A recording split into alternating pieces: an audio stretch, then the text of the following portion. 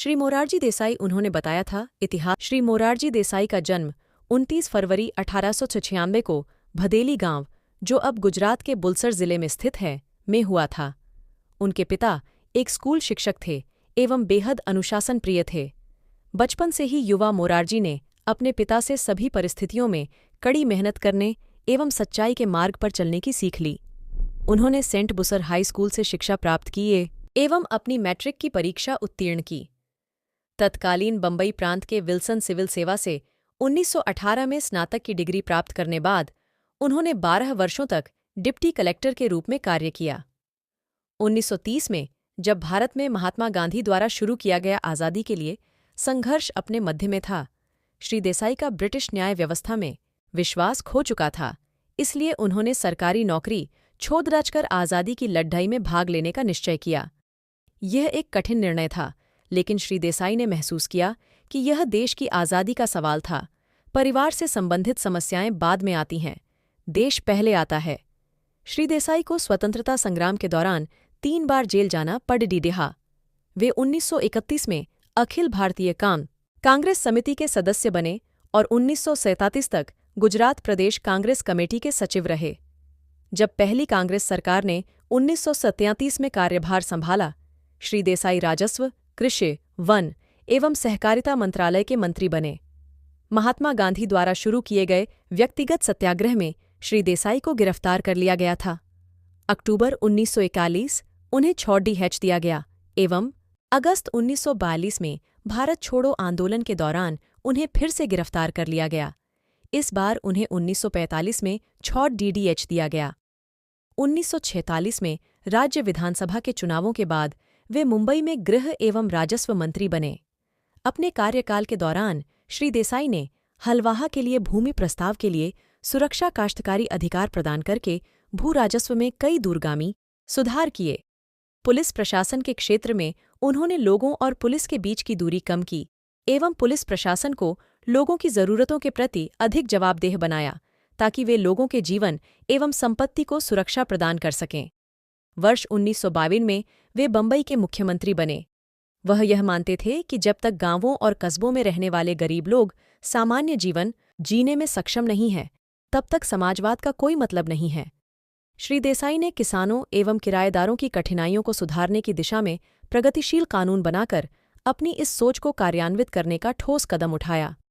इसमें श्री देसाई की सरकार देश के अन्य राज्यों से बहुत आगे थी। इसके अलावा उन्होंने अडिग होकर एवं पूर्ण ईमानदारी से कानून को लागू किया। बंबई में उनकी इस प्रशासन व्यवस्था की सभी ने जमकर तारीफ की। राज्यों को पुनर्गठित करने के बाद श्री देसाई 14 नवंबर 1956 को वाणिज्य एवं उद्योग मंत्री के रूप में केंद्रीय मंत्रिमंडल में शामिल हो गए। बाद में उन्होंने 22 मार्च 1958 से वित्त मंत्रालय का कार्यभार संभाला। श्री देसाई ने आर्थिक योजना एवं वित्तीय प्रशासन से संबंधित मामला पर अपनी सोच को कार्यान्वित किया।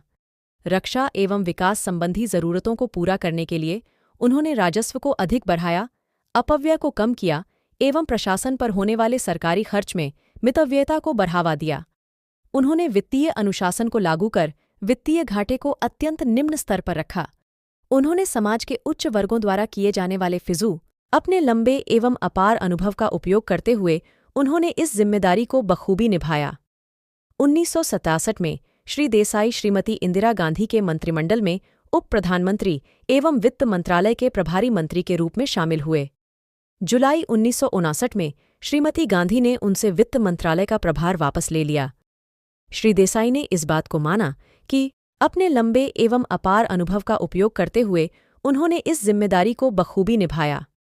1967 में श्री देसाई श्रीमती इंदिरा गांधी के मंत्रिमंडल में उप प्रधानमंत्री एवं वित्त मंत्रालय के प्रभारी मंत्री के रूप में शामिल हुए।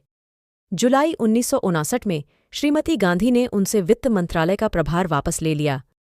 श्री देसाई ने इस बात को माना कि प्रधानमंत्री के पास सहयोगियों के विभागों को बदलने का विशेषाधिकार है, लेकिन उनके आत्मसम्मान को इस बात से ठेस पहुंची कि श्रीमती गांधी ने इस बात पर उनसे परामर्श करने का सामान्य शिष्टाचार भी नहीं दिखाया। इसलिए उन्हें यह लगा कि उनके पास भारत के उप प्रधानमंत्री पद से इस्तीफा देने के अलावा कोई और विकल्प नहीं था। 1959 में कांग्रेस पार्टी के विभाजन के बाद श्री देसाई कांग्रेस संगठन के साथ ही रहे। वे आगे भी पार्टी में मुख्य भूमिका निभाते रहे। वे 1971 में संसद के लिए चुने गए। 1975 में गुजरात विधानसभा के भंग किए जाने के बाद वहां चुनाव कराने के लिए वे अनिश्चितकालीन उपवास पर चले गए। परिणाम स्वरूप जून 1975 में वहां चुनाव हुए। 4 विपक्षी दलों एवं निर्दलीय उम्मीदवारों के समर्थन से गठित जनता दल ने विधानसभा में पूर्ण बहुमत प्राप्त कर लिया। इलाहाबाद उच्च न्यायालय द्वारा श्रीमती गांधी के लोकसभा चुनाव को निरर्थक घोषित करने के फैसले के बाद श्री देसाई ने माना कि लोकतांत्रिक सिद्धांतों को ध्यान में रखते हुए श्रीमती गांधी को अपना इस्तीफा दे देना चाहिए था। आपातकाल घोषित होने के समय 26 जून 1975 को श्री देसाई को गिरफ्तार कर हिरासत में ले लिया गया था। उन्हें एकांत कारावास में रखा गया था और लोकसभा चुनाव कराने के निर्णय की घोषणा से कुछ पहले 18 जनवरी 1977 को उन्हें मुक्त कर दिया गया। उन्होंने देशभर में पूरे जोर शोर से अभियान चलाया एवं छठी लोकसभा के लिए मार्च 1970 में आयोजित आम चुनाव में जनता पार्टी की जबरदस्त जीत में उनकी महत्वपूर्ण मुख्य पृष्ठ पीएम इंडिया श्री मोरारजी देसाई 24 मार्च 1977, 28 जुलाई 1969। जनता पार्टी। श्री मोरारजी देसाई का जन्म 29 फरवरी 1896 को भदेली गांव, जो अब गुजरात के बुलसर जिले में स्थित है, में हुआ था। उनके पिता एक स्कूल शिक्षक थे एवं बेहद अनुशासन प्रिय थे। बचपन से ही युवा मोरारजी ने अपने पिता से सभी प्रधानमंत्री के रूप में श्री देसाई चाहते थे कि भारत के लोगों को इस हद तक निडर बनाया जाए कि देश में कोई भी व्यक्ति, चाहे वो सर्वोच्च पद पर ही आसीन क्यों न हो, अगर कुछ गलत करता है तो कोई भी उसे उसकी गलती बता सके। उन्होंने बार बार यह कहा, कोई भी, यहाँ तक कि प्रधानमंत्री भी देश के कानून से ऊपर नहीं होना चाहिए। उनके लिए सच्चाई एक अवसर नहीं बल्कि विश्वास का एक अंग था। उन्होंने शायद ही कभी अपने सिद्धांतों को स्थिति की बाध्यताओं के आगे दबने दिया। मुश्किल परिस्थितियों में भी वे प्रतिबद्धता के साथ आगे बढ़ते गए। वह स्वयं यह मानते थे, सभी को सच्चाई और विश्वास के अनुसार ही जीवन में कर्म करना चाहिए। वीडियो पसंद आया हो तो वीडियो को लाइक करें और हमारे चैनल को सब्सक्राइब करें